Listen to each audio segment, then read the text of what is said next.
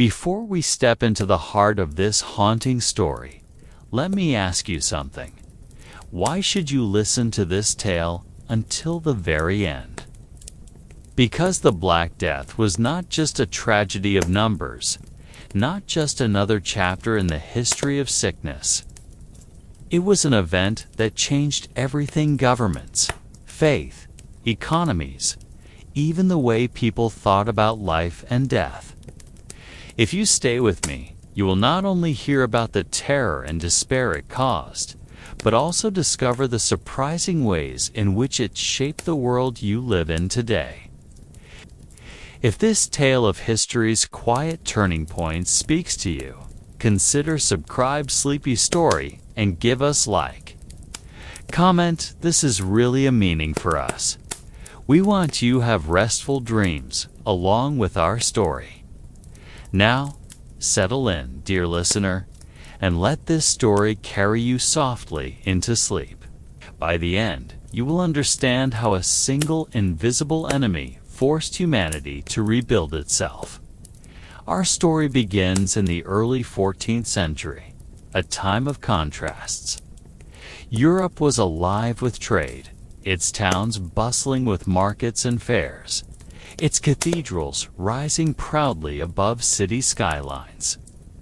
Merchants carried fine silks from the East, spices from India, silver from the mines of Bohemia. Farmers worked the fields, providing food for growing populations. Kings and nobles planned wars and alliances, while ordinary families dreamed of small comforts and safety. It was not a golden age, but it was a time when Europe seemed to be moving forward, step by step. And yet, beneath this surface of prosperity lay hidden weaknesses. Crowded cities had poor sanitation. Narrow streets were filled with waste, and houses stood close together with little light or fresh air. The medical knowledge of the time was limited. Disease was often explained by bad air, or the anger of God, or even the alignment of the planets. People could build great cathedrals, but they could not yet understand the smallest enemy of all: bacteria. Far from Europe, in the dry plains and rugged mountains of Central Asia, this enemy had already begun its deadly work. There, a tiny bacterium called Yersinia pestis lived quietly inside the blood of fleas, which fed on black rats. These rats were everywhere in towns, in markets, on ships, in grain stores. They traveled with humans without anyone paying them much attention. No one knew it, but inside their fleas slept a disease that could wipe out millions. In the early 1330s, reports of strange illnesses appeared in parts of Asia. Whole families died within days. Villages were abandoned. Trade routes disrupted. From China to the steppes of Mongolia, whispers of an unstoppable sickness spread. The Silk Road, once the lifeline of goods and ideas between East and West, became the path of death. Merchants still traveled it, but now they carried something far more dangerous than spices or silk. How did it begin to move westward? Some stories point to armies at war, especially the Mongols, who had stretched their empire across Asia. Soldiers camped in close quarters, their food supplies attracting rats.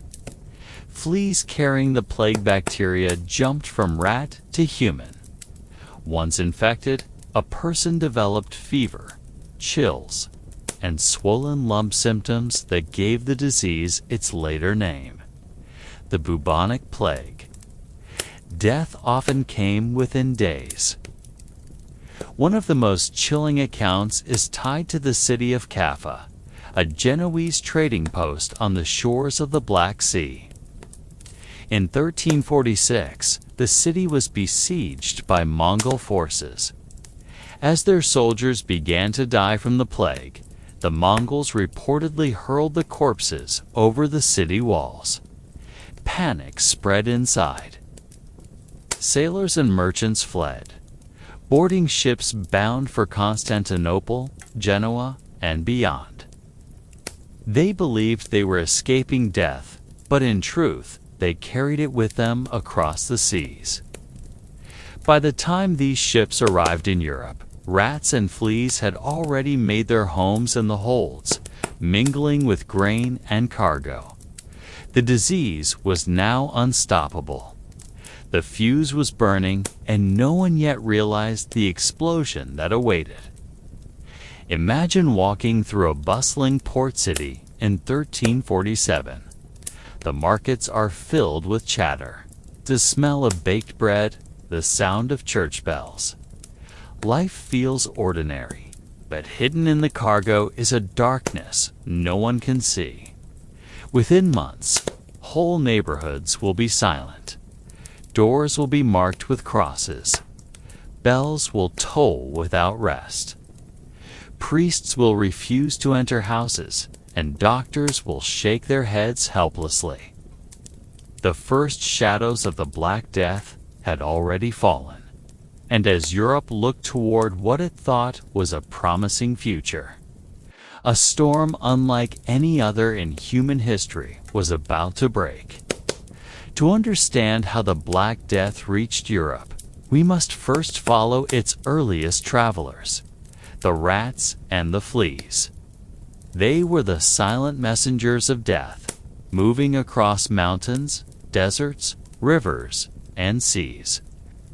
Unlike armies or kings, they did not need orders to march. They simply lived alongside humans, feeding on their food, hiding in their homes, nesting in their ships. Wherever people went, rats followed, on with them came the plague. The story begins with the great trade routes that connected east and west for centuries. The Silk Road had carried goods, ideas, and cultures across continents. From China and India came silk, porcelain, spices, and knowledge. From Europe came silver, wool, and ambition. Caravans moved slowly across the deserts of Central Asia, their camels loaded with goods. Traders stopped at way stations, where food and water drew crowds of people and animals together. In those same supplies, rats burrowed, invisible to most eyes. But these were not ordinary rats. They carried fleas infected with a deadly bacterium. Each bite from these fleas could pass the invisible killer into the bloodstream of a new victim. Once inside a human body, the bacteria multiplied quickly, attacking the lymph nodes and causing the painful swellings that gave the plague its name.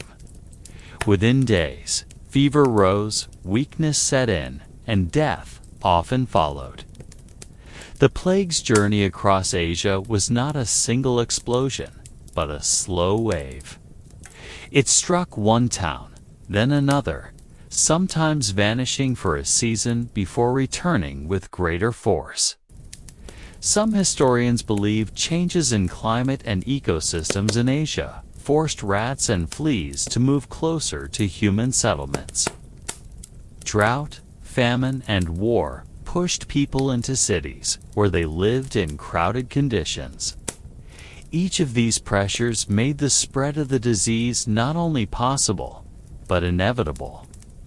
By the 1340s, the plague had reached the crossroads of civilizations. The Mongol Empire, vast and powerful, stretched across much of Asia. Its armies and merchants linked east to west in a way never before seen. Yet this same network of roads, outposts, and soldiers became the perfect highway for disease. A Mongol horseman might carry silk to the west, but he also carried the unseen fleas in his saddlebag. A merchant's caravan might bring spices and gems, but in the grain sacks crawled rats ready to leap into the next village. It was not only land routes that mattered. The sea carried death faster than any caravan. Genoese and Venetian ships sailed across the Black Sea and the Mediterranean, connecting ports from Constantinople to Messina. Rats hide in the dark corners of these vessels, feeding on grain stored for the journey. Fleas clung tightly to their fur.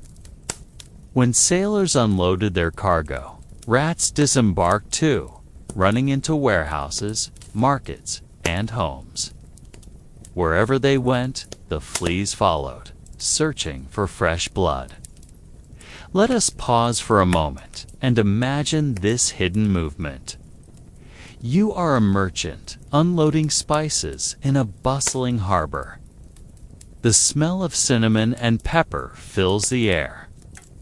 But among the sacks of goods, a small rat darts into a crack in the wall. On its back rides a flea, bloated with blood. You do not notice it. No one does. Within days, someone in your household begins to cough, then grows weak, then dies. You do not yet realize that a simple bite from an insect has changed your fate forever. As the plague moved along the trade routes, whispers of sickness grew louder. Stories told of entire families perishing, of villages abandoned overnight, of corpses lying unburied in the streets. Yet still, trade continued. Silk and spices were too valuable to be stopped. Merchants thought they were taking risks for wealth, but they were also unknowingly carrying the seeds of devastation to new lands. This was the terrible truth. The very systems that had made Europe wealthier and more connected trade. Travel exploration were the same systems that allowed the plague to spread with such speed. Progress and destruction traveled hand in hand. By the mid-1340s, the road of rats and fleas had carried the Black Death to the doorstep of Europe. It was waiting at the Black Sea ports, ready to board ships bound for the Mediterranean. Soon it would arrive in cities that had no idea what horror was about to walk their streets. The journey of invisible killers was almost complete, and the catastrophe that would change history forever was about to begin. If there was one moment when the Black Death announced itself to the world in a way no one could ignore, it was at the Crimean port city of Kaffa. Situated on the shores of the Black Sea, Kaffa was a vital trading hub. Genoese merchants had built it into a bustling colony, filled with warehouses, ships, and goods flowing between east and west. But in the year 1346, this city became the stage for one of the strangest and most horrifying sieges in history. Siege where death itself was the weapon. The Mongols had long fought to control trade routes, and Kaffa was a tempting prize. Their armies laid siege to the city, surrounding its walls and cutting off supplies. For months, the defenders inside held firm. The Genoese, experienced sailors and merchants, relied on their ships to bring food and reinforcements. But the Mongols had something the city could not resist: plague. The Mongol army, camped outside the walls, began to suffer sudden and mysterious deaths. Soldiers fell sick with high fevers, dark swellings, and bloody coughs. Entire units collapsed within days. Panic spread through the ranks. But the Mongol leaders did not retreat. Instead, they chose a terrifying solution. According to chroniclers of the time, the Mongols hurled the bodies of their plague-stricken soldiers over the city walls, using catapults. Imagine standing inside the city of Kaffa and watching the sky darken with the arc of a body being flung from beyond the walls. When it crashed into the streets, it was not just the shock of the corpse itself, but the invisible danger it carried. Fleas and fluids from the dead clung to the stones, the wood, and eventually the people. The city that had resisted arrows and swords could not defend against this unseen invader. Soon the plague spread inside Kaffa. People who had never faced the Mongols in battle were struck down in their homes. The defenders realized that their enemy was not only the besieging army, but also the disease eating through their own population. The walls that once protected them had become their prison. Yet Kaffa's connection to the sea provided both escape and disaster. Desperate Genoese merchants fled the city on their ships, seeking safety back in Italy, but they did not leave the plague behind. On board their ships, rats scurried among the food stores. Fleas clung to the sailors, and the sickness traveled with them. When they docked in Messina, Venice, and Genoa, they carried the seeds of the Black Death into Europe. The siege of Kaffa was more than a military clash. It was a turning point in human history. For the first time, disease was used as a weapon of war in a way that changed the course of nations. The Mongols might not have fully understood the nature of the plague, but they had unleashed a force greater than any army. And the fleeing Genoese, in trying to save themselves, became the very couriers of catastrophe. From this one city, the path of destruction widened. The Black Death, once confined to Asia, now had a direct passage into the heart of Europe. What happened at Kaffa was not just the fall of a city. It was the opening act of a pandemic that would claim millions of lives. The siege of Kaffa ended, but the story of the plague had only just begun. When the Genoese merchants fled by sea, they did not realize that they carried more than goods, memories, or scars of war. On their ships, hidden in the dark corners of cargo holds and beneath the planks of the deck, rode silent passengers, rats, and fleas, the true conquerors of Europe. Ships were the perfect environment for disease. Food stores of grain drew rats in large numbers, and sailors lived in close quarters with little understanding of hygiene. A single rat could support dozens of fleas, and a single flea could carry the plague. The ships leaving Kaffa were unknowingly floating coffins.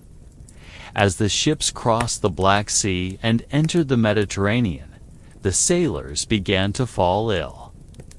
At first, it may have seemed like exhaustion from the long journey, but within days, black swellings rose under their arms and groins. Fevers burned, and many died before the ships even reached shore.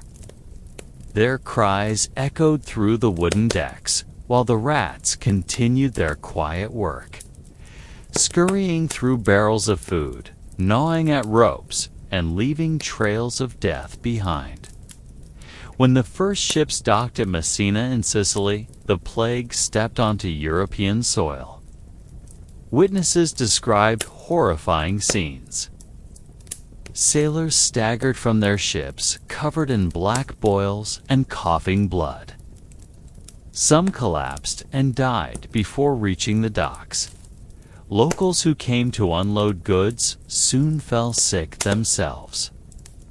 Within days, Messina was overwhelmed. Its families locked their doors, churches filled with the sound of prayers, and bodies began to pile up faster than they could be buried.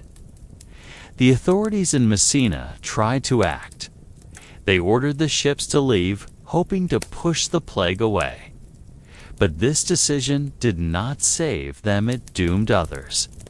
The ships sailed north, stopping at ports across Italy and France, carrying their silent passengers with them.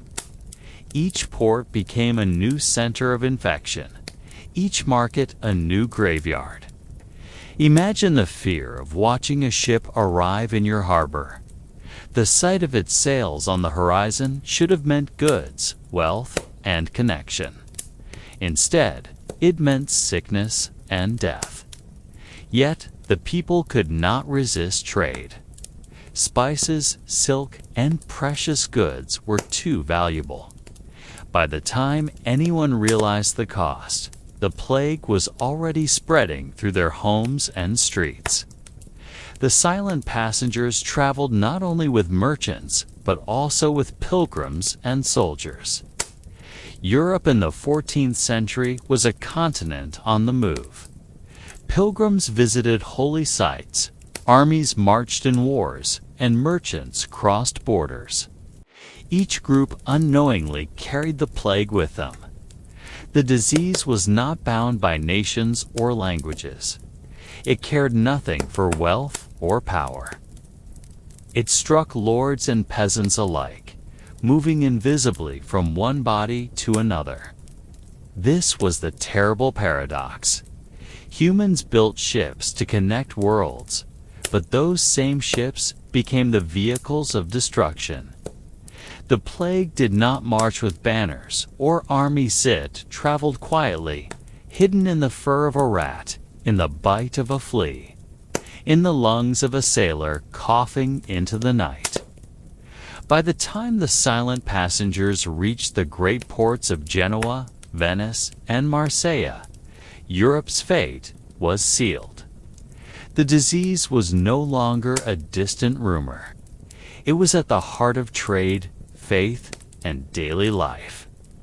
The arrival of the plague by sea ensured that no kingdom, no city, no village was safe.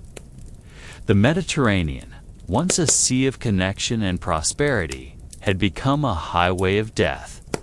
And with every new port infected, the Black Death sank deeper into the soil of Europe. Preparing to unleash suffering on a scale the world had never seen. When the ships of the Genoese merchants spread across the Mediterranean, they carried with them an invisible invader that no city was prepared to resist. By late 1347, the plague had already taken root in Sicily, but the disease did not stop there. Like fire jumping from one house to another in a crowded street, it leaped from port to port, devouring entire communities. The first European cities to fall became both warnings and examples of what was to come. Messina in Sicily was the first to know terror. Chroniclers describe scenes that felt like the end of the world. Entire families died within days. Houses stood empty, and the once busy harbor fell silent. Priests who came to give last rites soon joined the dead. Doctors, powerless and afraid, refused to enter infected homes. Some citizens fled into the countryside, but they carried the disease with them, infecting villages and farms beyond the city walls. Messina, once a jewel of Mediterranean trade, became a graveyard. From Sicily, the plague spread northward to Genoa and Venice, two of Italy's greatest cities. Genoa, the proud maritime republic, was struck first. Ships returning from the east brought not wealth, but death.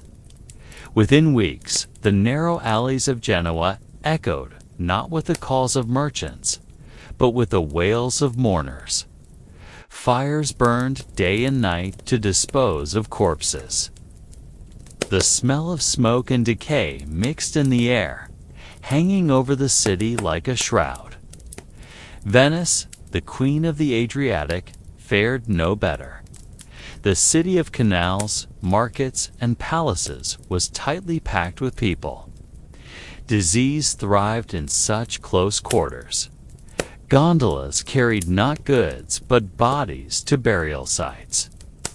The plague coursed through the city so quickly that officials could not keep track of the dead.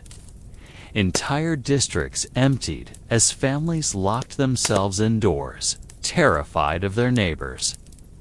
Wealthy nobles who thought they could escape fled to their villas, but even in the countryside the plague found them. Marseille, too, fell swiftly. The French port city was an entry point for goods from the Mediterranean, and thus an entry point for the plague. By the time people realized the danger, it was too late. Ships brought infection into the very heart of the city. And from Marseille, the disease spread inland along the trade routes of France. What made these first cities to fall so tragic was not only the number of lives lost, but also the speed of their collapse. Medieval society had no understanding of bacteria, fleas, or rats. They searched for answers in the stars, in the wrath of God, or in the corruption of the air. People burned incense, rang church bells, and marched in processions, hoping to chase away the invisible killer. None of it worked. The collapse of the first cities also destroyed trust. Neighbors suspected each other of carrying death. Travelers were shunned, and markets emptied. The very fabric of society, trade, faith, and community began to unravel. In Genoa and Venice, councils tried to control panic by ordering quarantines and burning goods from infected ships.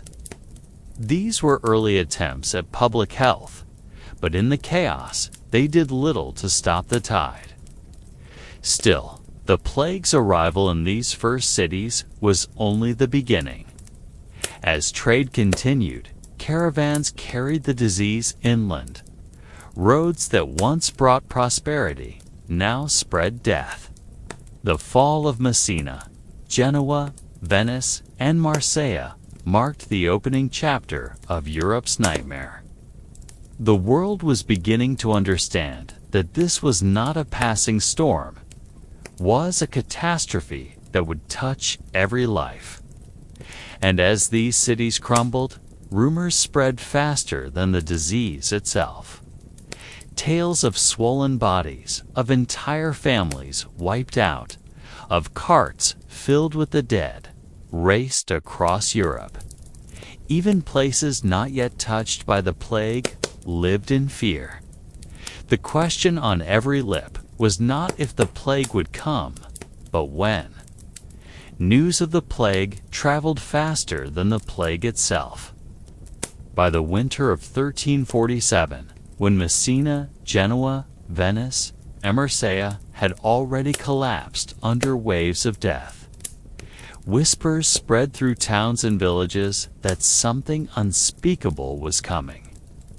Europe had seen wars, famines, and disasters before, but this was different.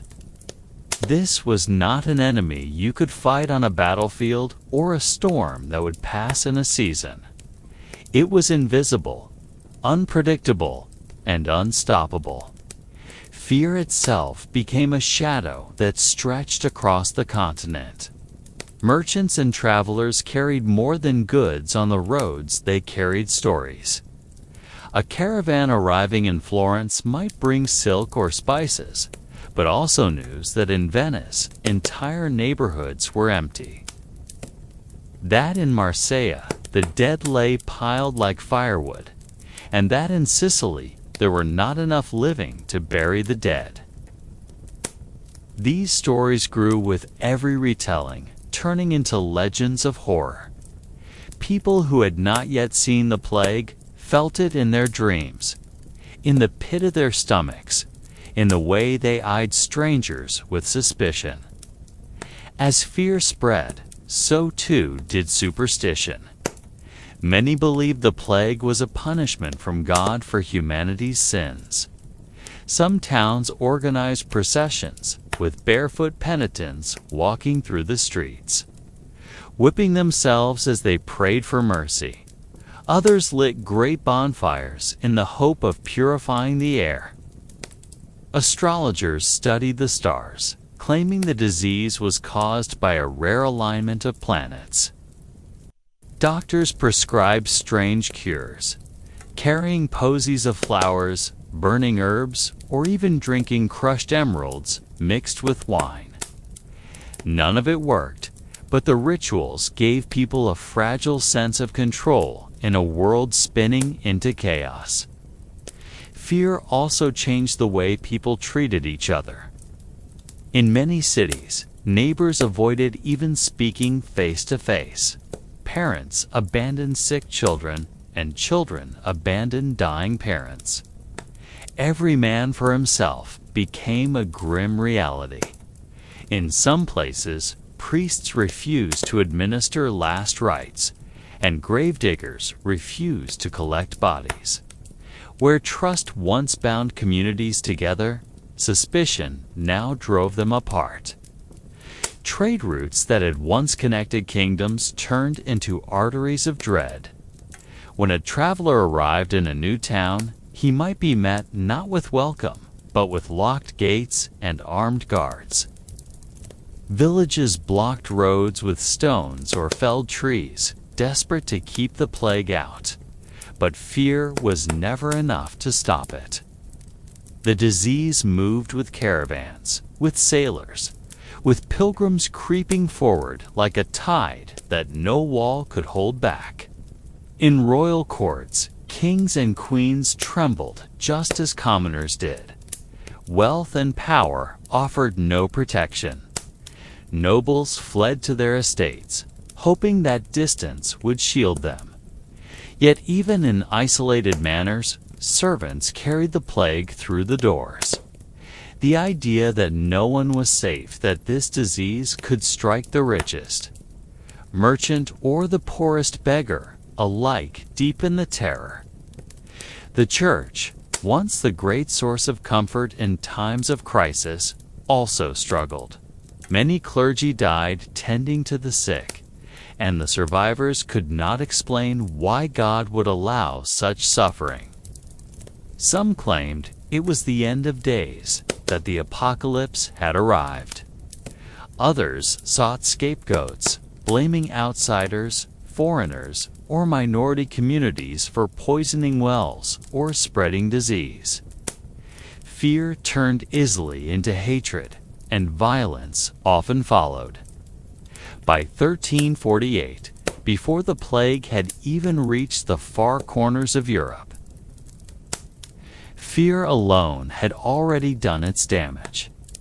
People stopped planting crops, stopped traveling, stopped trusting each other.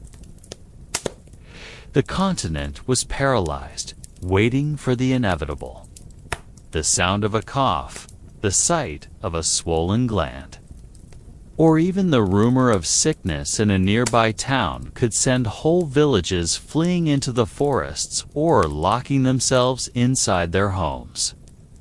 It is hard to imagine a fear so deep that it touches every part of life, from the way you greet your neighbor to the way you pray at night. But for medieval Europe, this fear was as real as the plague itself. The Black Death had not yet claimed its greatest number of victims, but already it had conquered hearts and minds. If the plague had struck Messina, Genoa, or Marseille with terrifying speed, then what it did to Florence in 1348 became the symbol of Europe's nightmare. Florence was not just any city. It was one of the richest, most vibrant centers of trade, art, and politics in medieval Europe. Its merchants clothed kings, its bankers financed monarchs, and its thinkers shaped culture. But in the spring of 1348, Florence became a stage where the Black Death revealed its most devastating power. The disease likely entered through trade.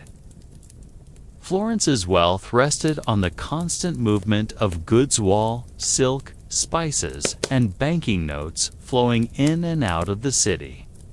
Alongside them came rats and fleas, the invisible carriers of doom. When the first cases appeared, some dismissed them as ordinary fevers. But soon the truth was undeniable. People developed black swellings the size of apples under their arms and in their groins. Fevers burned hot, and many died within 3 days of the first signs. Florence was a city of narrow streets and crowded houses, a perfect breeding ground for disease. The plague spread, panic gripped the population. Chroniclers recorded that people fled from their homes, leaving the sick behind to die alone. Some families locked themselves in, cutting off all contact with the outside world. Others abandoned all caution, drinking, feasting, and living recklessly, convinced that death was inevitable and near. The scale of death overwhelmed the city's institutions. Priests and monks fell in such numbers that many churches stood empty. Doctors powerless to cure either perished or fled. The government tried to maintain order, but with officials themselves dying, authority crumbled. Graveyards overflowed, and soon the dead were piled in pits, covered hastily with earth. Chronicler Giovanni Boccaccio, who survived the plague in Florence, wrote in his famous Decameron that no one wept for the dead, for everyone expected death for themselves. The social fabric of Florence unraveled before the eyes of its citizens. Once proud noble families saw entire lineages erased in weeks. Servants deserted their masters, and neighbors refused to help one another. Fear and grief erased loyalty, faith, and compassion. Even commerce, the lifeblood of Florence, ground to a halt. Markets emptied, workshops closed, and the sound of merchants bargaining gave way to silence, broken only by the creak of death carts. Yet, even in this collapse, Florence gave us glimpses of humanity's resilience. Boccaccio's Decameron, written as survivors gathered outside the city to tell stories, showed how people clung to narrative and memory to survive emotionally. Groups of friends and relatives formed small communities, sharing tales and laughter as a way to escape the horror around them. Storytelling became both a shield and a comfort, proof that even in the darkest times, humans sought connection. Florence's collapse became a lesson for Europe. Wealth, art, and power could not shield a city from the plague. If Florence, with all its riches and brilliance, could fall so quickly, then no city could consider itself safe. The image of overflowing mass graves, deserted palaces, and silent workshops echoed across the continent as warnings to others. The Black Death stripped Florence of its pride, but it also left behind seeds of change. Survivors would go on to rebuild the city, reshaping art, literature, and politics in ways that would influence the Renaissance itself. But in 1348, none of that was visible. To those who lived through it, Florence was simply a city of death, where every street was haunted by silence, fear, and loss. The fall of Florence was not the end of the plague's journey. From here, it spread further north and west, claiming more great cities. The collapse of one jewel of Europe was only a chapter in a story of devastation that had no borders. By the summer of 1348, the Black Death had left Florence in ruins and was already moving westward. Its path followed the veins of Europe's commerce and travel, creeping along trade routes like an unseen tide. The next lands to feel its full force were France and Spain, two kingdoms of immense power, culture, and faith. Here, too, the plague struck with a brutality that left scars on both people and history. Marseille had already fallen, but the plague pressed deeper into France. Moving north along the Rhine River and into the heart of Provence. Villages along the riverbanks emptied, fields were left untended, and monasteries fell silent as entire communities perished. The disease reached Avignon, the seat of the papacy, where Pope Clement VI ruled. Even the head of Christendom could not stop its advance. Avignon, already a crowded city filled with clerics, pilgrims, and merchants, became a furnace of death. Chroniclers describe corpses floating in the rain because there was no ground left for burial. Pope Clement himself, terrified, ordered great fires to be lit around his palace, believing the heat would cleanse the air. He spent much of the plague sitting between two roaring flames, breathing smoke in the hope it would keep death away. Though he survived, thousands in Avignon did not. From the papal city, the plague surged across France. Paris, with its bustling markets and crowded quarters, became another center of devastation. Records suggest that at its height, hundreds died each day. Universities closed, courts of law ceased their work, and the once lively streets of the capital were filled with silence and the tolling of church bells. The French monarchy, weakened by war with England, now faced a foe far deadlier than any army. Meanwhile, across the Pyrenees, Spain was equally unprepared. The plague entered through the ports of Catalonia, carried on ships from Marseille and Genoa. Barcelona, one of the busiest trading centers of the Mediterranean, was struck first. Merchants who had once boasted of their city's prosperity now counted the dead by the thousands. Chroniclers tell of entire districts emptied, with grass growing in the streets where no one remained to sweep. Seville, Toledo, and other Spanish cities soon followed.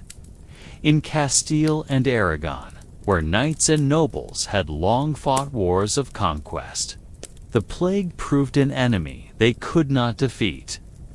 Castles and villages alike fell to the invisible invader. Even the royal courts were not spared. King Alfonso XI of Castile became one of the few reigning monarchs in Europe to die of the Black Death. His death in 1350, a stark reminder that crowns offered no protection. In both France and Spain, religion became both a comfort and a source of despair. Churches overflowed with prayers, processions, and desperate pleas for deliverance. But as priests died in great numbers, faith wavered. People wondered why God allowed such suffering. Some believed the end of the world had come. Others searched for scapegoats, unleashing violence against minorities and outsiders, believing wrongly that human hands had caused the plague. The social order of France and Spain began to crack under the strain. Farms were left untended, causing food shortages. Trade nearly collapsed as merchants refused to travel, fearful of carrying or catching the disease. Families broke apart and communities shrank to shadows of themselves. Yet, as in Florence, small groups clung to life, forming tight bonds of survival, even as all around them fell silent.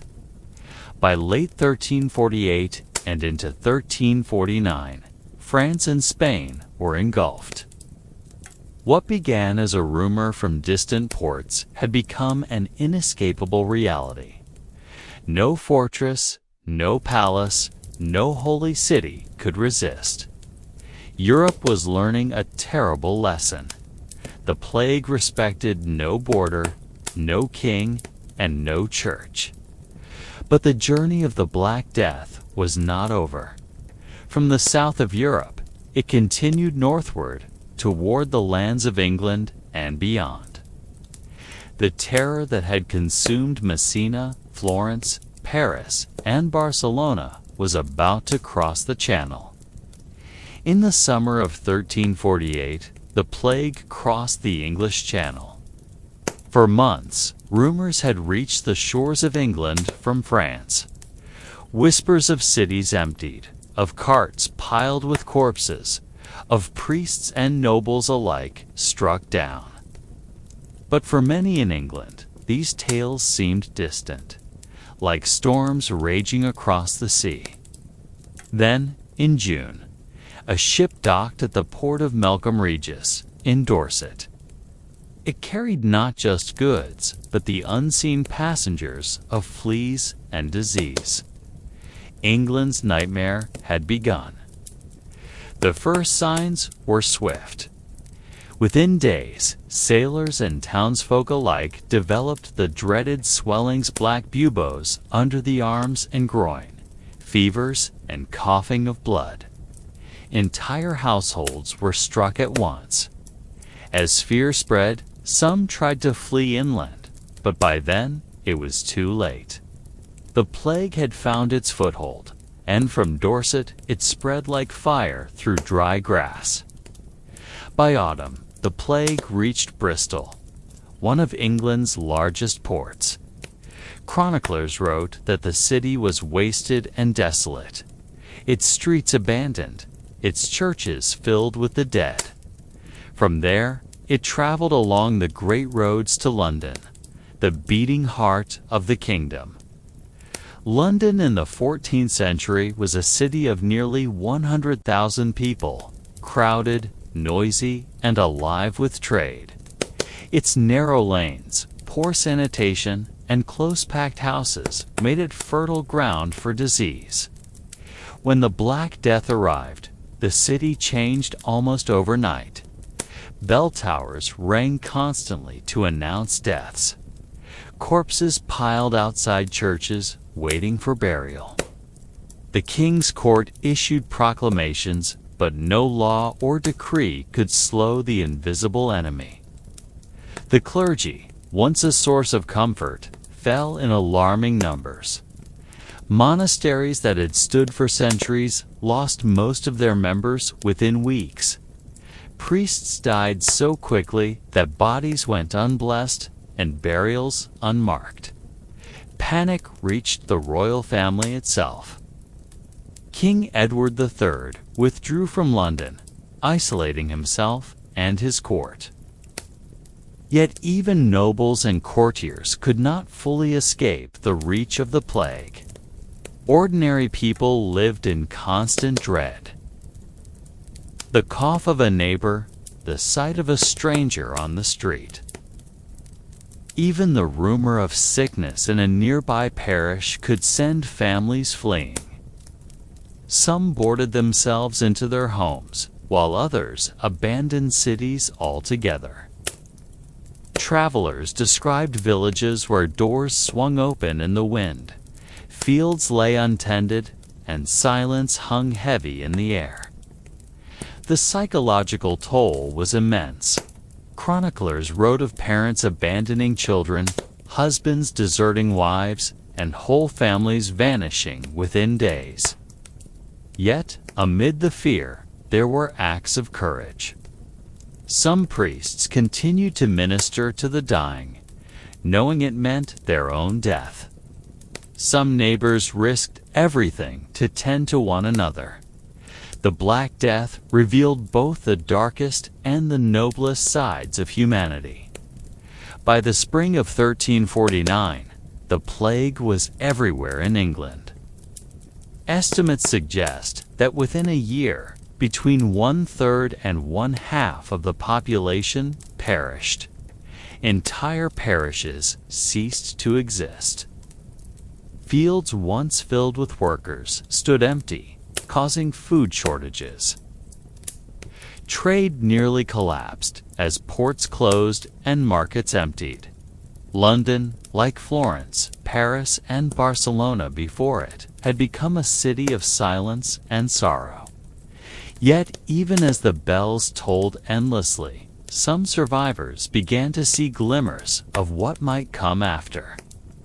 With so many lives lost, labor became scarce, and those who lived found their work valued in new ways.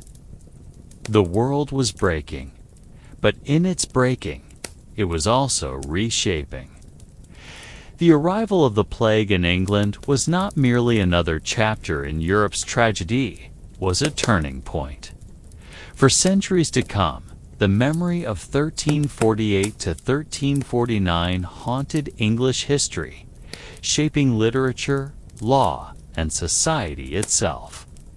The Great Pestilence, as it was called, was not only a story of death, but also of transformation. By the spring of 1349, the Black Death had moved beyond the great cities and ports of England. It crept into the countryside, following merchants, travelers, and even the wind carried by rumor. There, in the green fields and small hamlets of rural England, the plague revealed a different kind of devastation, silence, lingering, and deeply human. Unlike London or Bristol, where bells tolled and death carts rolled through the streets, the villages had no such display of noise or ceremony. Instead, there was quiet. Villagers who once tilled the soil, tended flocks, and gathered at the parish church began to vanish. A single cough could empty a cottage. A fever could claim an entire family. Within weeks, some settlements became ghostly, with open doors swinging in the breeze. Smoke no longer rising from hearths, and fields lying fallow. Chroniclers speak of villages where no one remained alive to bury the dead. Neighbors would carry bodies only as far as the nearest ditch, covering them with earth before retreating in fear. In many places, churches stood locked, their priests dead or fled, their bells silent. The faith that had bound communities together seemed to unravel. The scale of abandonment was extraordinary. Historians believe that in some regions of England, up to half of all villages were temporarily or permanently deserted. Travelers reported roads overgrown with weeds and once busy markets gone. Animals wandered untended, sheep grazed in churchyards. Pigs roamed through deserted lanes, and oxen stood idle in empty fields. Nature began to reclaim what had been human land. For those who survived, life changed in unexpected ways. With so many workers gone, labor became precious. A surviving peasant might suddenly find his wages worth double. Some moved into abandoned homes or claimed lands that once belonged to wealthier neighbors. It was a strange reversal. Death created scarcity, and scarcity gave power to those who remained. The social order of medieval England began to shift as common laborers demanded higher wages and better conditions, laying seeds for future revolts. Yet this moment of empowerment was shadowed by grief. Survivors carried memories of empty villages, of friends and family lost, of communities erased. The silence of the countryside was not peaceful. It was heavy with absence. To walk through a deserted hamlet was to hear echoes of laughter that would never return. to see doors that would never again open to welcome a traveler. The abandonment was not limited to England. Across northern France, the Low Countries, and into Germany, similar scenes unfolded. Rural life, once thought stable and eternal, cracked under the weight of the plague. Villages that had stood for centuries disappeared in a single season, leaving only ruins and legends behind. And still, the plague moved on.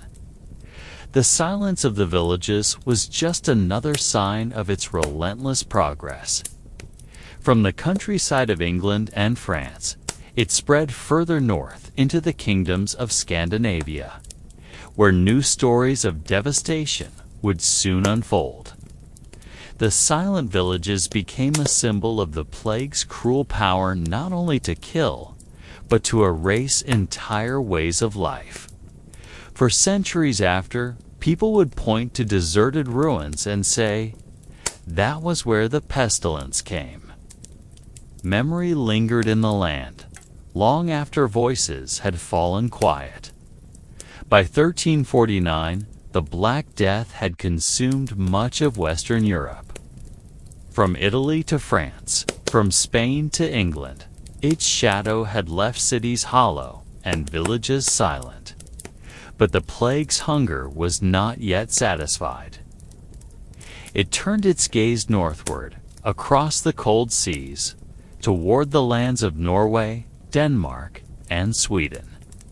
Scandinavia, though distant and often isolated by geography, would soon feel the same terrible weight. The first blow came by sea. In the summer of 1349, a ship set sail from England, bound for the port of Bergen in Norway. No one knew that within its hull lurked the plague.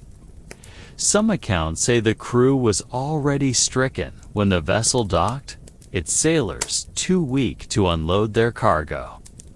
The townsfolk rushed to the harbor, curious to see what goods had arrived, but what they truly welcomed was death. Within weeks, Bergen was overwhelmed. The narrow streets, the wooden houses, and the bustling markets turned into places of fear.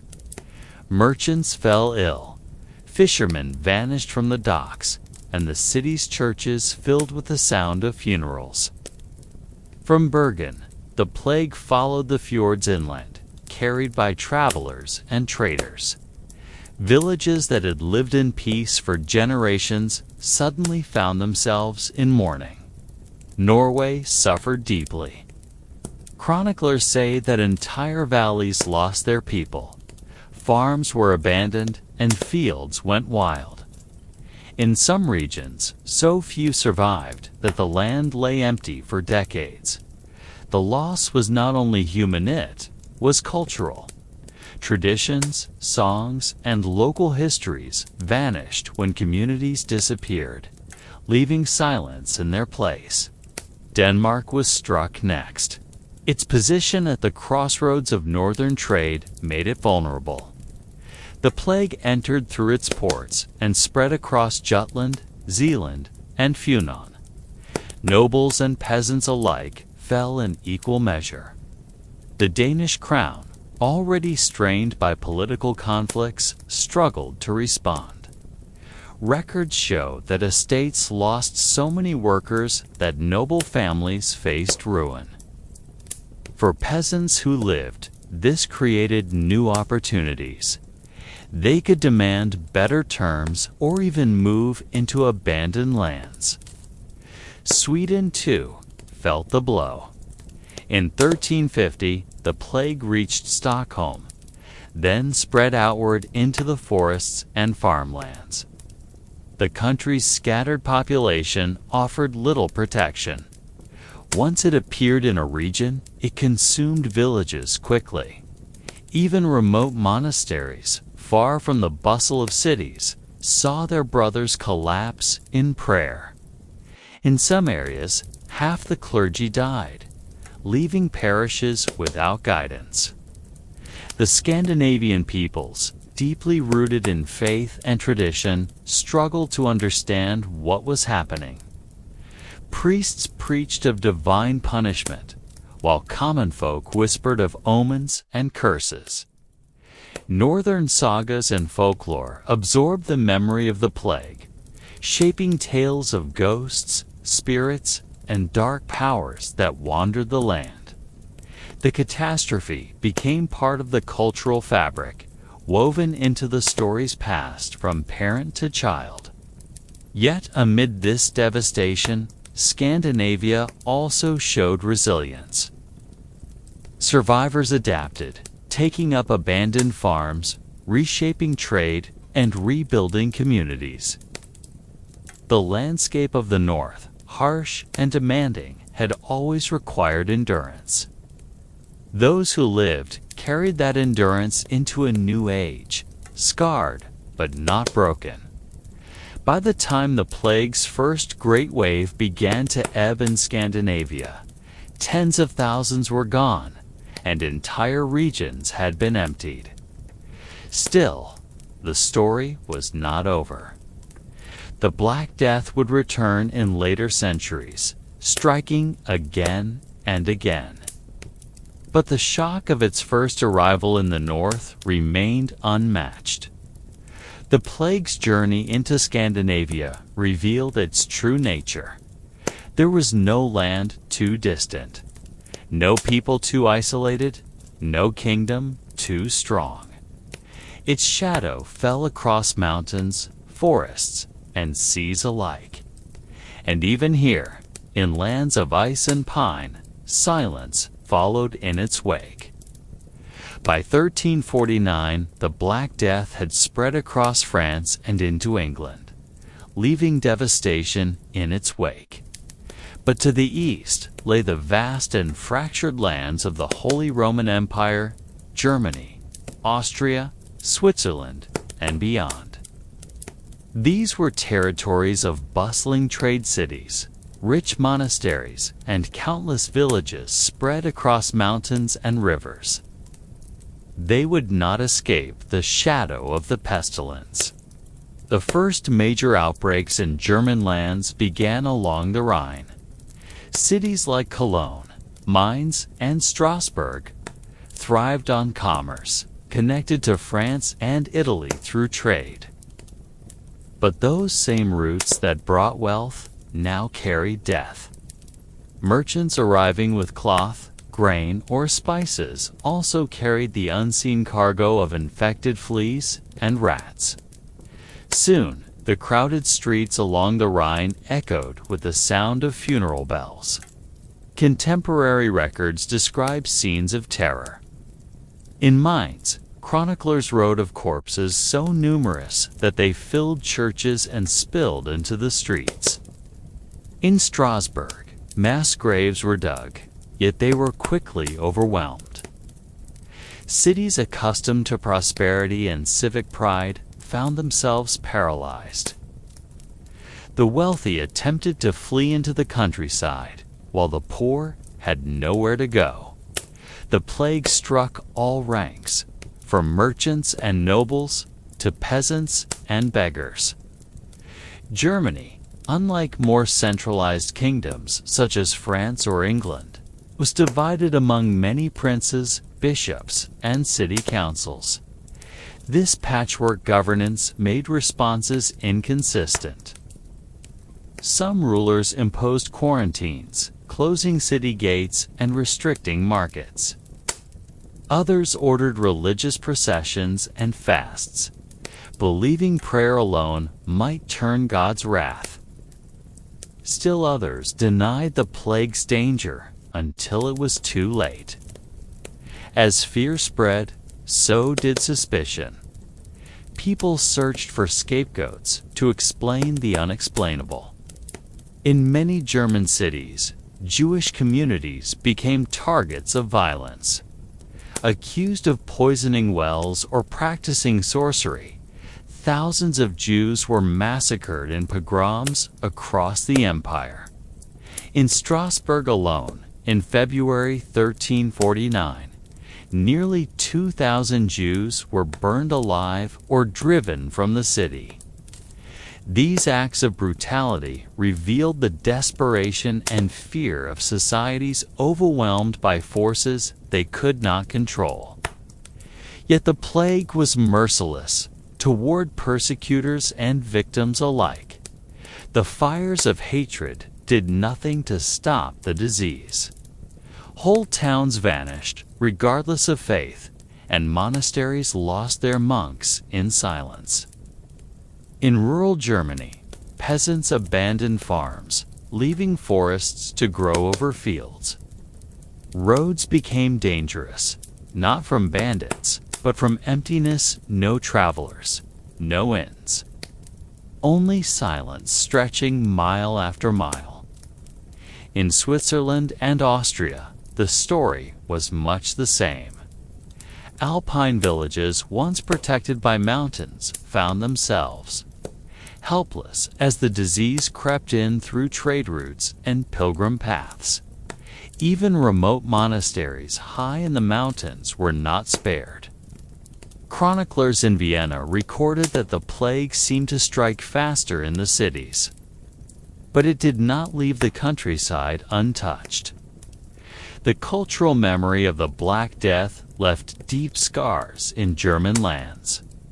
Art from the following centuries often depicted skeletons leading the living in a dance of death, the famous Danse Macabre.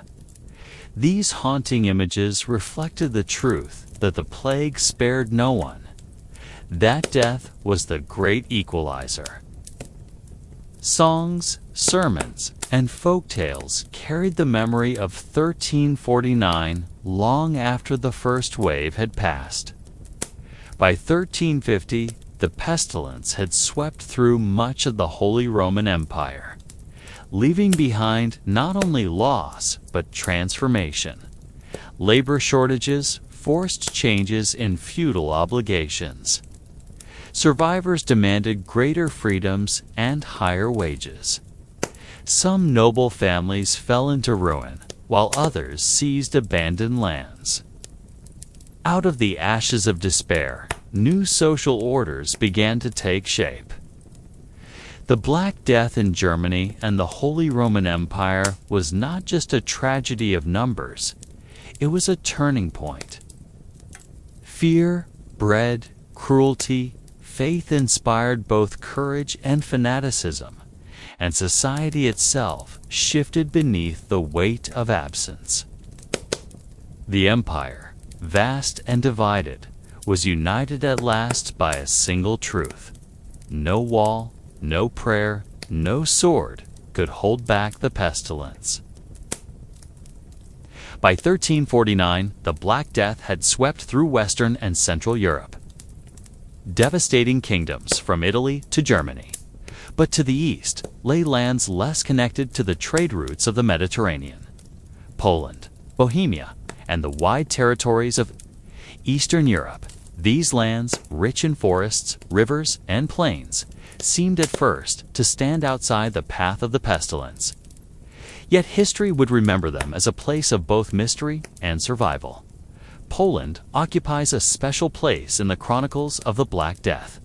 While France, England, and Germany lost half their people, Poland was spared the worst.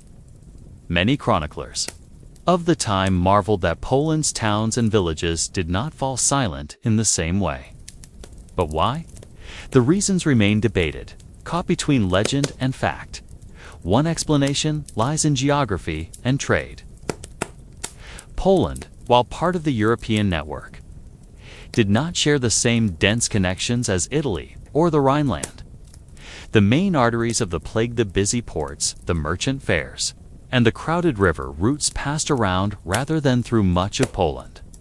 Without the constant arrival of ships and caravans, the disease had fewer chances to establish itself. Another factor was leadership. King Casimir III, known as Casimir the Great, ruled Poland during this time. Records suggest he imposed strict measures on movement, closing certain borders and restricting the travel of merchants. While other rulers hesitated, Casimir acted decisively. Whether by wisdom or fortune, his policies may have slowed the arrival of the plague, yet not all of Eastern Europe was spared. Bohemia, centered around the great city of Prague, was struck in 1349. Chroniclers speak of streets filled with mourning, and monasteries losing entire generations of monks. Hungary, too, suffered outbreaks carried along the Danube by trade. The countryside, dotted with castles and villages, saw families vanish as the disease crept through valleys and across plains. For Poland, the relative absence of plague created both admiration and suspicion. Some neighbors whispered of sorcery, claiming the Poles were protected by dark magic. Others accused Jewish communities of poisoning wells, a cruel echo of the persecutions seen in Germany. King Casimir, unlike many rulers, protected Jewish communities, offering them refuge when violence drove them from other lands. This act of tolerance left a lasting mark, making Poland a center of Jewish life for centuries. Still, survival had its own consequences. While other kingdoms reeled from loss, Poland's population remained stronger. Fields were tilled, markets reopened, and towns continued to grow. This resilience gave Poland an advantage in the years that followed, allowing it to expand its influence in the region. It had also meant that Poland absorbed refugees fleeing peasants, merchants, and clerics from lands torn apart by plague. In this way, the kingdom carried within it the memories and scars of Europe's great catastrophe. Even if its own land was spared the worst, the story of the Black Death in Eastern Europe reminds us that history is never uniform. While one land falls silent, another may endure. Chance, geography, leadership, and even rumor shaped the course of the plague's path. To this day, historians continue to debate why Poland escaped while its neighbors fell. Was it isolation? Was it decisive rule? Or was it simple fortune, a twist of fate in a world beyond control? As the years passed, the Black Death did not vanish entirely from Eastern Europe.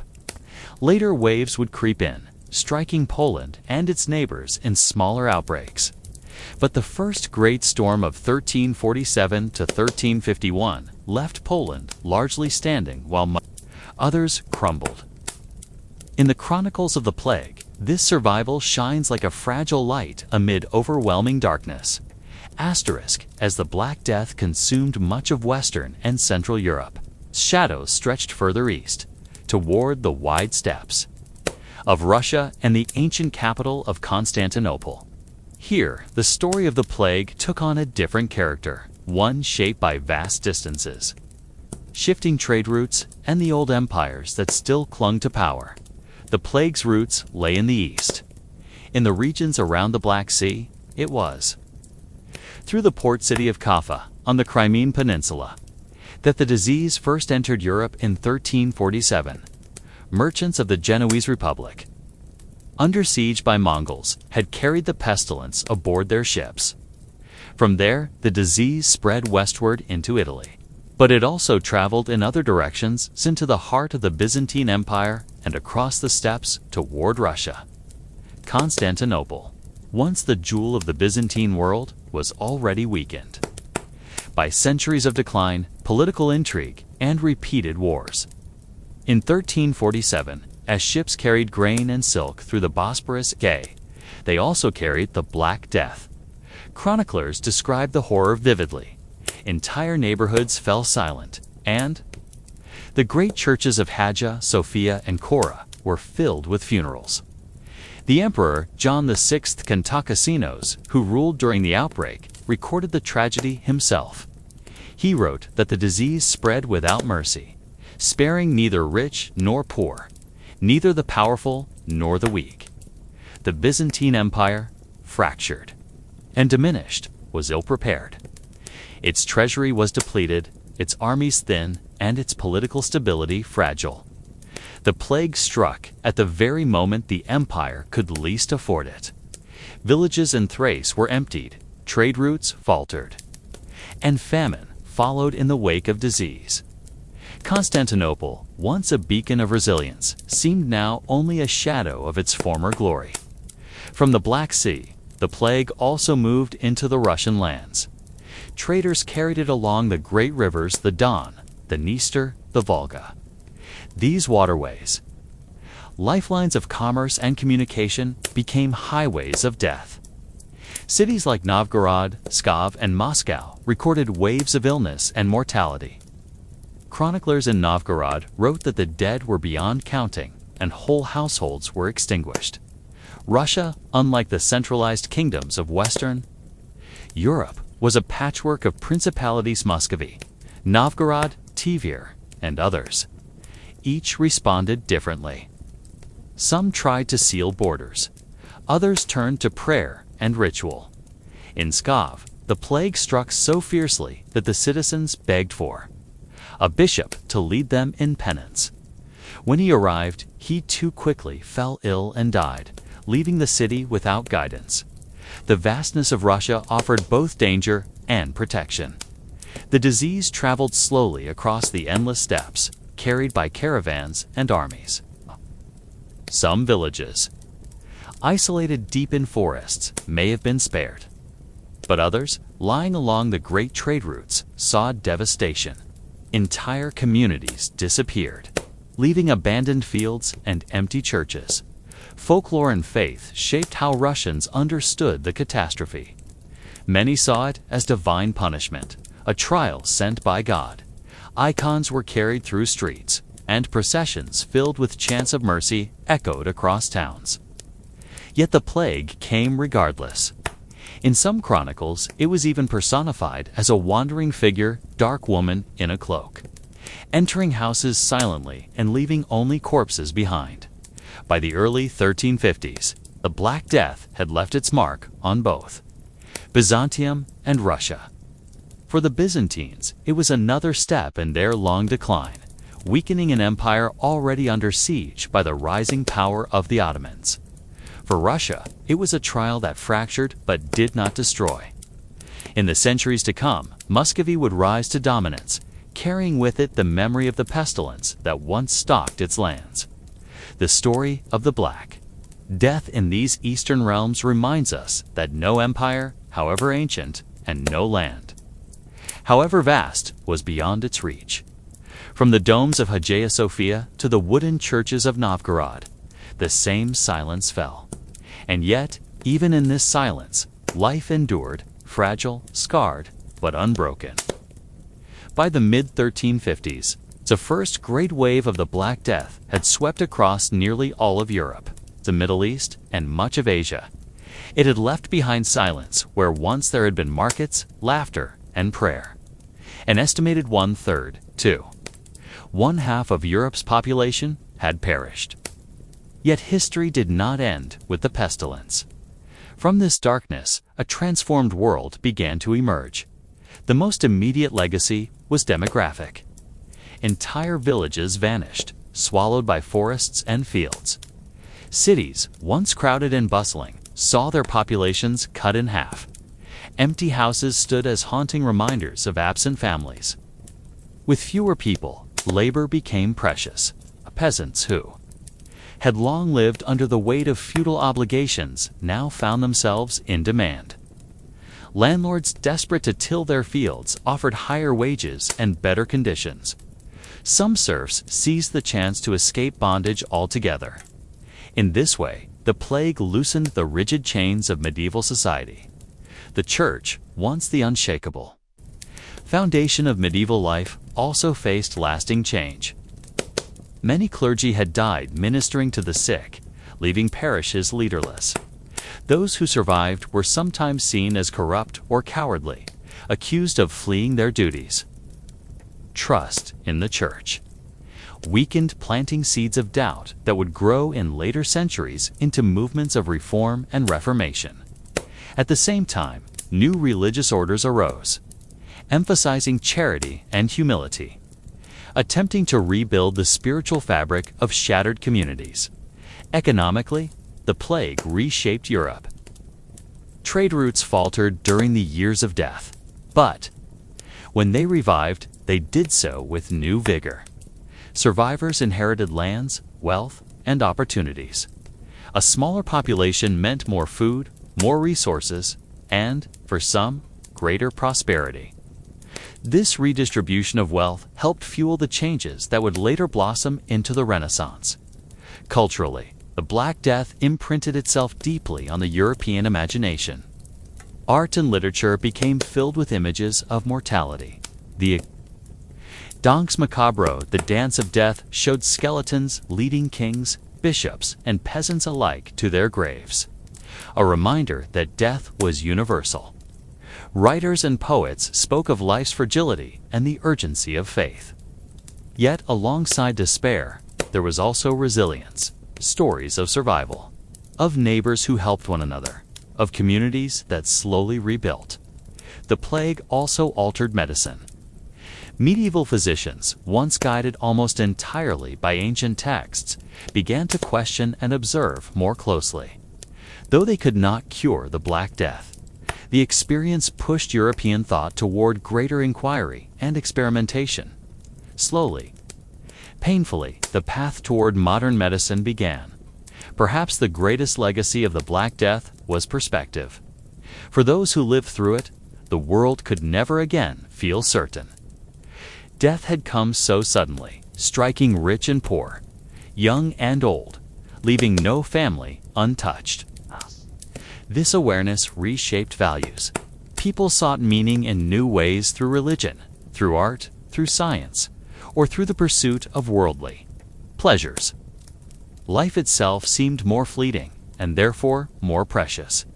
In the centuries that followed, Europe would face other plagues, wars, and upheavals. But the memory of the Black Death endured. It became a touchstone in chronicles, sermons, and folk tales passed down through generations. Even today, it stands as one of the most profound reminders of human vulnerability and resilience in the face of catastrophe. The Black Death did not end civilization. It scarred it, transformed it, and forced it to change. From abandoned villages rose new towns.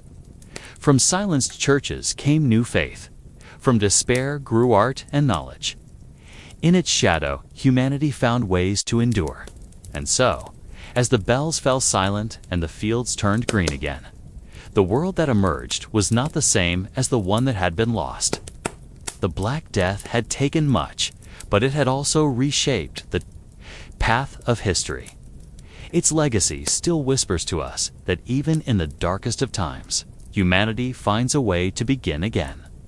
Asterisk, long before the Black Death of the 14th century, the world had already felt the shadow of the bubonic plague. In the year 541 CE, during the reign of the Byzantine Emperor Justinian I, a terrible sickness struck the great city of Constantinople. It would come to be known as the Plague of Justinian, and historians believe it killed millions, reshaping the destiny of the Eastern Roman Empire. The disease arrived through trade routes, just as it would centuries later. Grain ships from Egypt carried not only food, but also rats, and with them the fleas that harbored the plague bacterium. Constantinople, a bustling capital of 500,000 souls, became the perfect stage for disaster.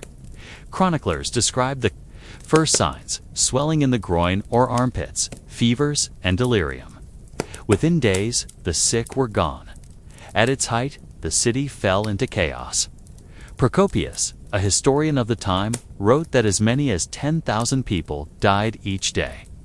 Bodies filled the streets, too many to bury. Emperor Justinian himself caught the disease, though he survived an event many saw as both miraculous and ominous. The city's government nearly collapsed under the weight of loss.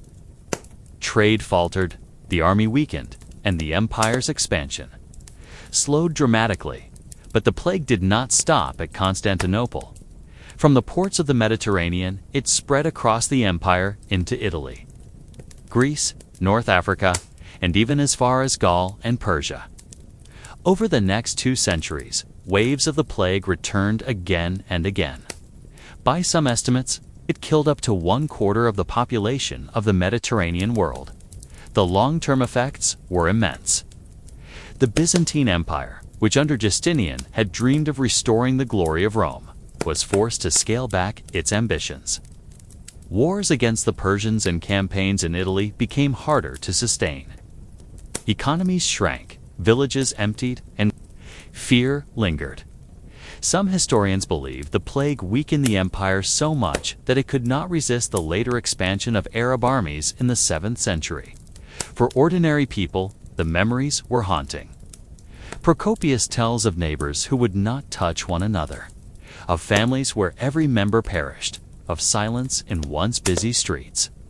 Faith was tested, just as it would be centuries later during the Black Death. Many saw the plague as punishment from God, others as a mystery beyond human understanding. Though the plague of Justinian eventually faded, it left deep scars. It showed that disease could shape empires as much as armies or kings. It was a reminder that human civilization, no matter how powerful, remained vulnerable to forces beyond its control. Today, scientists believe the same bacterium Yersinia pestis caused both the plague of Justinian and the Black Death. The world had faced this terror before, and it would face it again. But for the people of the 6th century, it was a new and terrible experience, one that darkened their age and altered their future. The plague of Justinian stands as one of history's earliest recorded pandemics, a grim forerunner of what would come.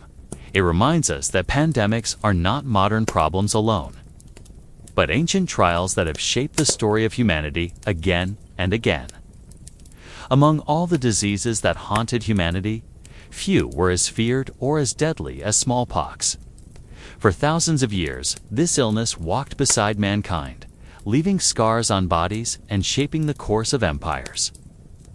Unlike the sudden waves of plague, smallpox was constant unwelcome companion in every generation until modern times.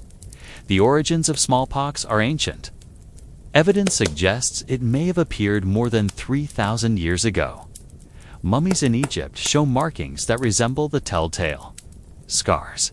Ancient India and China also recorded illnesses that sound unmistakably like smallpox. Wherever people gathered in large numbers, the disease followed. Smallpox was caused by the variola virus, and its symptoms were unmistakable. After days of fever, headache, and exhaustion, a rash appeared, spreading quickly over the body. The rash turned into raised bumps, then into deep, fluid-filled pustules. Survivors often bore permanent scars across their faces and bodies, but many never survived at all. Mortality rates varied, but in some outbreaks, 1/3 of victims perished. Unlike plague, which often struck unpredictably, smallpox became woven into the rhythm of life. Families expected it to appear. Children were especially vulnerable. In many communities, it was almost assumed that one or more children in a household would not survive it. This constant presence gave smallpox a unique power-shaped culture, medicine, and even politics. Rulers and armies were not spared. In the 2nd century CE, a devastating outbreak swept across the Roman Empire, known as the Antonine Plague. Many historians now believe this was smallpox. It killed millions, weakened legions, and may have helped bring an end to Rome's Golden Age. In later centuries, it ravaged the armies of Europe, Asia, and the Middle East, altering the outcomes of wars and the fate of dynasties. Smallpox did not only kill, also scarred. Survivors often carried its marks for life, their faces pitted with deep scars. In societies that valued beauty and strength, this stigma could alter a person's future. Yet at the same time, surviving smallpox brought immunity. Those who bore its scars were safe from future outbreaks. Perhaps the most tragic chapter of smallpox was written after the great voyages of exploration in the 15th and 16th centuries. When Europeans arrived in the Americas, they carried with them not only steel and gunpowder, but also smallpox. The native peoples of the New World had never encountered the virus before, and their immune systems had no defenses. In Mexico, Peru, And across the Americas, smallpox swept through villages like fire. Some communities lost 70 to 90% of their people. Great civilizations, such as the Aztec and the Inca, crumbled as much from disease as from conquest. Yet, even as smallpox destroyed, it also pushed humanity to seek solutions. In Asia, early forms of inoculation were practiced. In China and India, healers experimented with introducing small amounts of the virus into healthy people to grant immunity. These practices were dangerous, but showed that prevention was possible. In the 18th century, Edward Jenner in England developed the safer method of vaccination, using cowpox to protect against smallpox. This discovery changed history, setting the foundation for modern immunology. The battle against smallpox continued into the 20th century. Even as medicine advanced, outbreaks persisted, especially in Africa and Asia. But in 1967, the World Health Organization launched an ambitious program to eradicate smallpox worldwide. Through mass vaccination campaigns and careful surveillance, the disease was slowly cornered. In 1977, the last natural case was recorded in Somalia. And in 1980, humanity declared victory. Smallpox was officially eradicated, the first disease ever completely removed from the world. The story of smallpox is one of suffering, resilience, and triumph. For centuries, it seemed invincible. It shaped empires, altered history, and carried away untold millions. Yet in the end, human determination, science, and cooperation achieved the impossible. From the scars of ancient mummies to the quiet relief of vaccination. Smallpox reminds us of two truths: the fragility of human life and the power of knowledge to overcome even the oldest of enemies. Asterisk, in the spring of 1918. As the First World War raged across Europe, another enemy emerged, one that could not be stopped by trenches or barbed wire. It was influenza, but unlike the seasonal sickness people knew, this strain was fierce, swift, and deadly. Within months, it would spread across the globe, infecting an estimated 1/3 of humanity and killing tens of millions. This was the Spanish flu of 1918, a pandemic that rivaled even the greatest plagues of history. The name Spanish flu was misleading. The outbreak likely began elsewhere, perhaps in Kansas, perhaps in France or China. But wartime censorship in many countries suppressed news of the illness, while Spain, neutral in the war, reported freely on it. As a result, the world came to believe Spain was its source. At first, the illness seemed mild. Soldiers complained of fever, sore throats, and fatigue, then recovered. But by the autumn of 1918, a second wave struck, and this one was far more lethal. Victims developed high fevers, violent coughs, and blue-tinged skin as their lungs filled with fluid. Many died within days, some within hours. Unlike most flus, which struck the very young and the old, this one hit hardest at people in their 20s and 30s, the very age group fighting in the war. The combination was devastating. Soldiers, packed in crowded camps and transported across continents, carried the virus everywhere.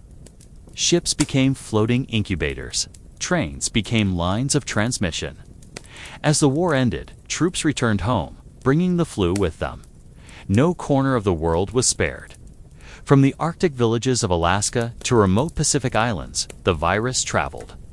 Leaving grief in its wake, cities around the world struggled. To respond, hospitals overflowed. In Philadelphia, bodies piled up faster than they could be buried. Public gatherings were banned, schools and theaters closed, and people wore masks in the streets. Yet despite these measures, the virus moved faster than human defenses. The scale of death was staggering. Estimates vary, but between 50 and 100 million. People may have perished more than the total deaths of the First World War itself. Entire families vanished. Communities were left shattered. And children were orphaned in great numbers. And yet, amid the suffering, life went on. Nurses and doctors, many of them volunteers, worked tirelessly despite their own risk. Ordinary citizens cared for neighbors, shared food, and offered comfort. Stories emerged of resilience. Teachers turning schools into makeshift hospitals, communities finding ways to support one another in the darkest of times. The Spanish flu also left behind lessons. It showed the importance of public health measures: quarantine, masks, and social distancing. It revealed the limits of medicine at the time, for antibiotics and antivirals did not yet exist. And it reminded the world that in an age of steamships and trains, disease could travel faster than ever before. Though the pandemic faded by 1920, its mark remained. Survivors carried the memory of those terrible years throughout their lives. In literature and art, echoes of the flu appear as quiet shadows, overshadowed at times by the war, but never forgotten. In science, the experience drove advances in virology and epidemiology, laying the groundwork for future responses to pandemics. The Spanish flu was not the last global outbreak humanity would face, but it was a turning point, a warning written in loss. It whispered a truth the modern world would forget and later rediscover, that even in an age of progress and machines, we remain vulnerable to nature's smallest forces. The story of the Spanish flu is both tragic and humbling. It showed humanity's fragility, yet also its resilience. Families rebuilt, nations healed, and life resumed.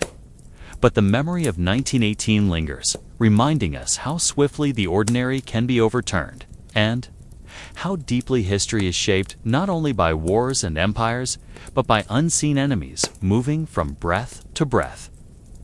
In the crowded streets of the 19th century, a new terror appeared: cholera, a disease so swift and merciless that it became known as the Blue Death. Unlike plague or smallpox, cholera was not ancient. It rose with the modern world, spreading alongside trade ships and the swelling populations of industrial cities. Cholera begins quietly. At first, a person feels stomach cramps, nausea, and sudden weakness. Then comes vomiting and a flood of watery diarrhea. Within hours, the body dehydrates. Eyes sink, skin shrivels, and lips turn blue from lack of fluids, hence the name Blue Death. Some victims perished within a single day. The speed of the illness was as terrifying as its cruelty. The disease first appeared in the Ganges Delta of India, where it had lingered for centuries. But in the early 1800s, with new global trade routes and armies on the move, cholera escaped its home and raced across the world. Between 1817 and the early 20th century, 7 great cholera pandemics swept the globe, reaching Europe, Africa, and the Americas. In cities like London, Paris, and New York, cholera thrived in slums and tenements. People drank from rivers fouled with sewage. Families lived crowded together with no clean water. No one understood how the disease spread. Some believed in miasmas, bad air that carried death. Others thought it was punishment from God. Fear led to riots against officials, doctors, even immigrants blamed for bringing the sickness. The turning point came in London in 1854, during one of the worst outbreaks. A physician named John Snow noticed a strange pattern. Most victims lived near a single public water pump on Broad Street. He argued that cholera spread through contaminated water, not air. To test his theory, he persuaded officials to remove the pump handle. The outbreak slowed. Though many doubted him at first, Snow's work became one of the foundations of modern epidemiology. Cholera forced cities to change. Engineers built sewers, improved drainage, and provided clean water supplies. Governments began to see public health as a duty, not a private matter. The disease, terrible as it was, pushed humanity to rethink how societies should protect the vulnerable. Yet, cholera never fully disappeared. Even in the 20th and 21st centuries, outbreaks have struck regions where poverty, war, or disaster leave people without clean water, Refugee camps, earthquake zones, and flood-stricken villages remain at risk. The disease reminds us that progress can vanish when basic needs are unmet. The human stories of cholera are haunting. Travelers wrote of villages emptied overnight, ships arriving in port with half their passengers dead, and families losing children in a matter of hours. For many, the suddenness was the most frightening part. Healthy in the morning gone by. Evening, but there is also resilience. Communities rebuilt, science advanced, and through clean water, vaccination, and swift medical care, the disease has lost much of its former power. The Blue Death taught us that sometimes the greatest weapons against disease are not medicines, but clean water, sanitation, and care for one another. Cholera's legacy is carved into every modern sewer and every clean tap of drinking water. Behind those hidden pipes lies a history of fear and loss, but also of learning and hope. From the crowded alleys of London to the shores of India, cholera shaped the modern world. Asterisk for centuries. Long before antibiotics or vaccines, one illness haunted humanity in silence. It did not strike like plague, suddenly and violently. Instead, it lingered, slow and relentless, wearing down its victims over months or even years. This was tuberculosis, often called the White Plague, a disease that left pale, hollow-cheeked faces and a trail of sorrow through every society it touched. Tuberculosis is caused by a bacterium, Mycobacterium tuberculosis. It usually settles in the lungs, spreading through tiny droplets in the air. A cough, a breath, even a whisper could carry it from one person to another. In crowded cities of the 18th and 19th centuries, it found endless opportunities to spread. The symptoms were cruel yet deceptive. A lingering cough, fatigue, night sweats, and weight loss gave way to coughing up blood. Victims grew pale and frail. Their lives slowly drained away. Families watched helplessly as loved ones wasted before their eyes. Unlike cholera, which could kill within a day, tuberculosis was a thief of time, stealing life bit by bit. By the 19th century, tuberculosis had become the leading cause of death in Europe and North America. It was so common that it shaped culture and art.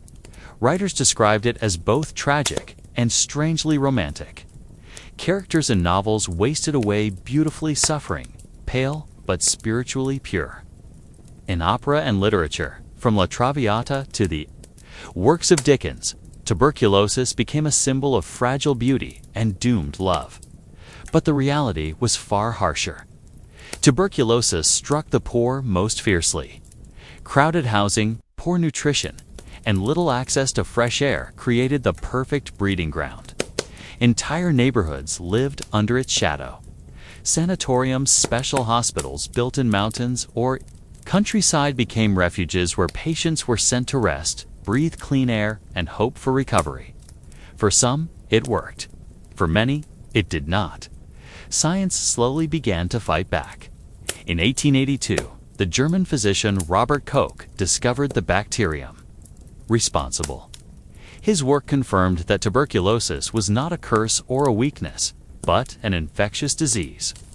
This breakthrough transformed medicine, paving the way for diagnosis and, eventually, treatment. The greatest change came in the mid-20th century. With the discovery of antibiotics like streptomycin, tuberculosis finally had an enemy it could not resist. Death rates plummeted in much of the world. What had once been the White Plague, feared for centuries, now seemed like a conquerable foe. Yet, the story did not end. Even today, tuberculosis kills more than 1 million people each year, especially in regions with poverty and limited health care. New drug-resistant strains remind us that victory is never complete. The disease that shaped art, science, and public health still lingers, stubborn and deadly. Tuberculosis remains a mirror of human society. Where inequality thrives, so does the disease. Where science advances, lives are saved. It is a reminder that health is not only a matter of medicine, but of living conditions, fairness, care for one another. The legacy of tuberculosis is written not only in medical textbooks, but also in novels, canings, and songs. It shaped the way we think of illness, of fragility, of the line between life and death. Though the White Plague no longer dominates the modern world, its shadow remains, teaching us caution and humility.